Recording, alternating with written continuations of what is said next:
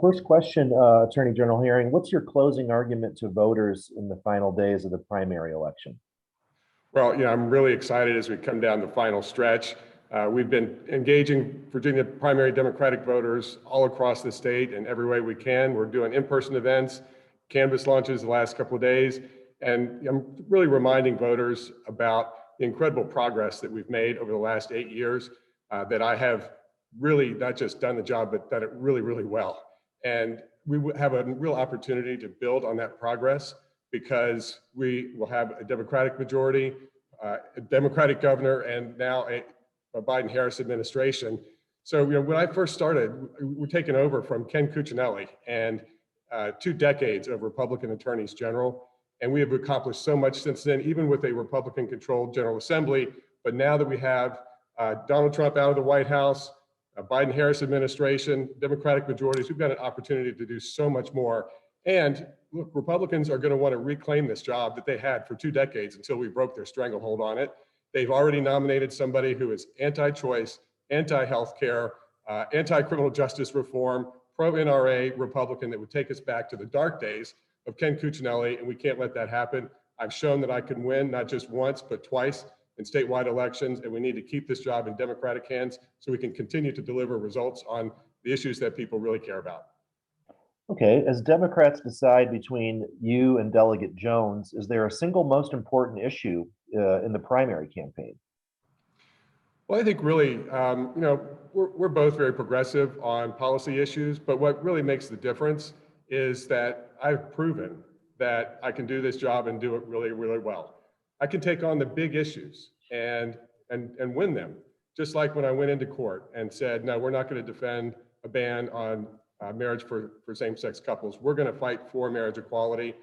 Wasn't necessarily popular at the time, but it was the right thing to do, and we won. And since then, we've been able to do so many things to show Virginians what an attorney general can do, like help dreamers, make sure that they can get an affordable in-state tuition for colleges.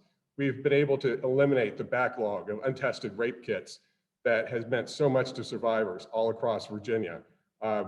We've won landmark lawsuits to Confederate symbols off our license plates and out of our public spaces. In fact, we've got a hearing coming up next week in the Virginia Supreme Court on taking down the Robert E. Lee statue. So these are issues that I've shown that I can win on and do them well. So I think really that's the key difference is someone like me who's got a track record of success, taking on big issues and winning them, and also being able to win statewide.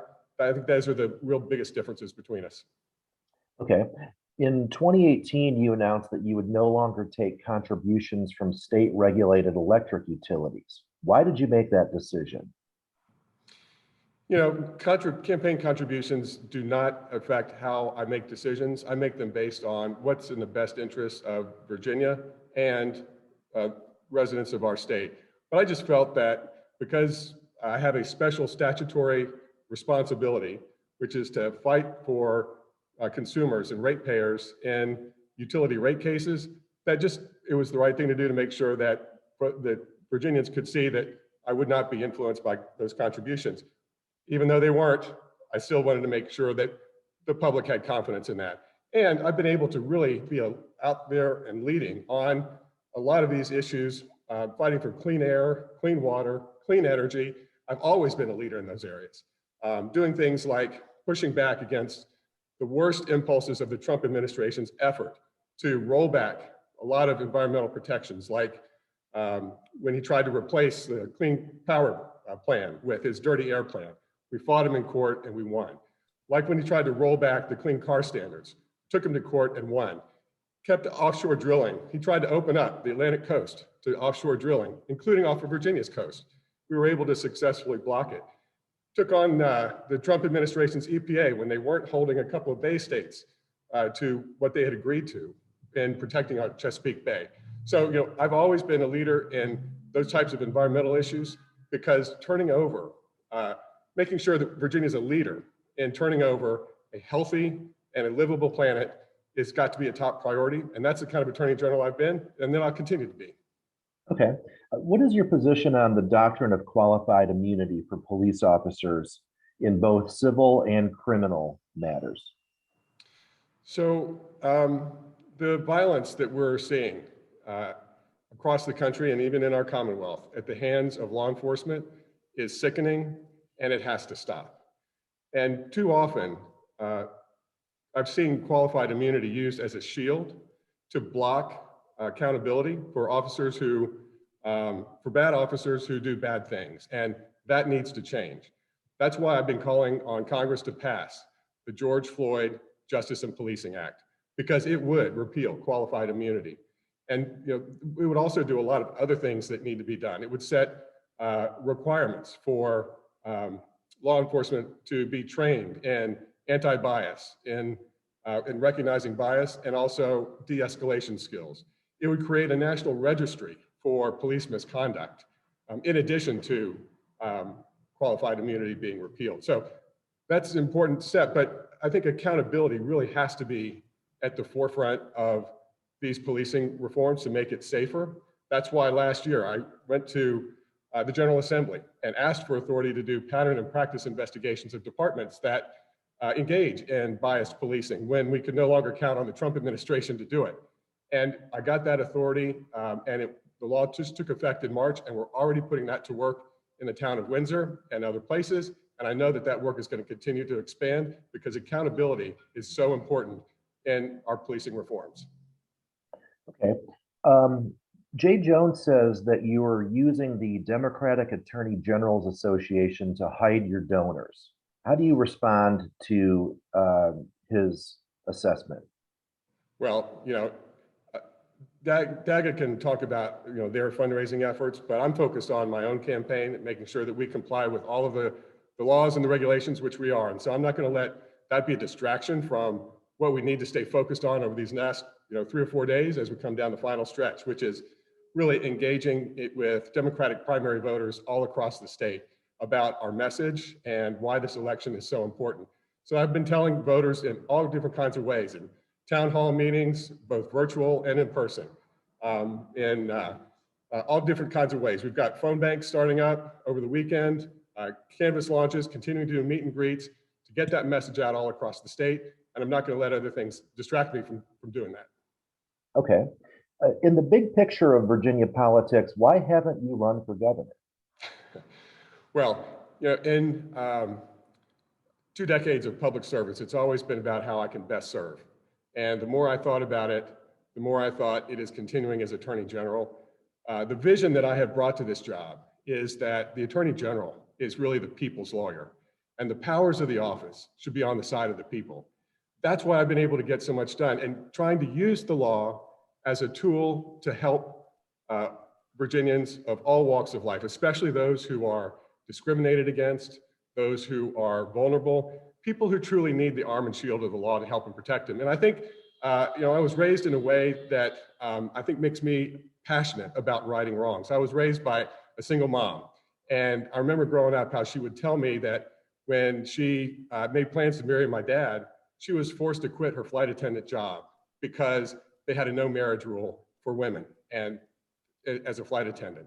And she felt like that was such an affront and that her rights would have been violated. About 25 years later, she got her job was offered back to her after a class action lawsuit. And she declined it for a lot of reasons, but it made her feel so much better because that wrong had been made right. And it vindicated her sense of fairness and self-worth. And I think, as I went into law school, I carried that memory with me. As I became Attorney General, I've carried that memory and experience with me. And I think that's why I'm so passionate about righting wrongs and using the law as a tool to help people. Okay, thank you for that.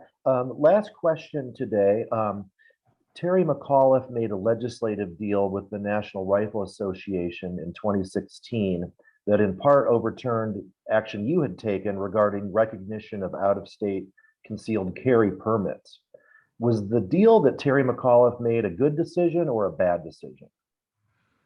Look, we have a gun violence problem in this country and in this state. We see the mass shootings that get attention, and it seems like action just doesn't follow. But we also know gun violence happens in the streets and communities all across Virginia and across our country every single day. And no state elected official has done more to prevent gun violence than me. And I've taken on the gun lobby. I did it in 2013. I fought for more gun safety laws, even when it wasn't popular to do so, even when Democrats thought, oh, we shouldn't be talking about this. I said, no, we've got a problem and we need to fight for this. And now we're starting to see some good gun safety laws being passed.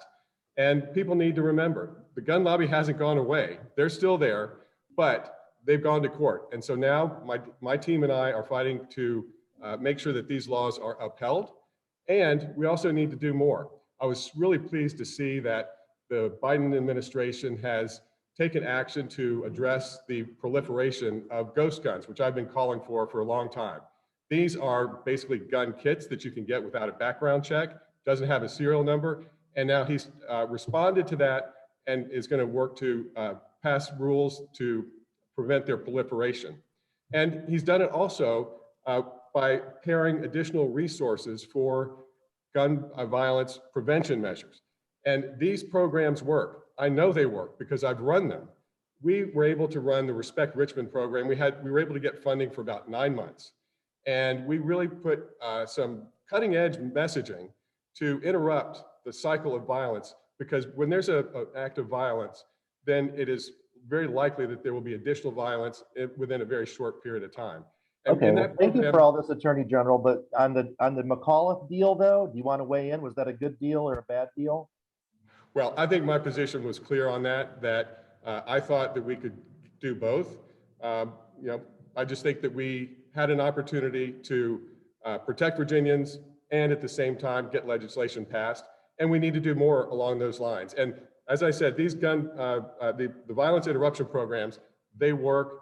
We were able to reduce homicides by 30% in that 9-month period, and I'm sorry, 50%, and violence overall 30%.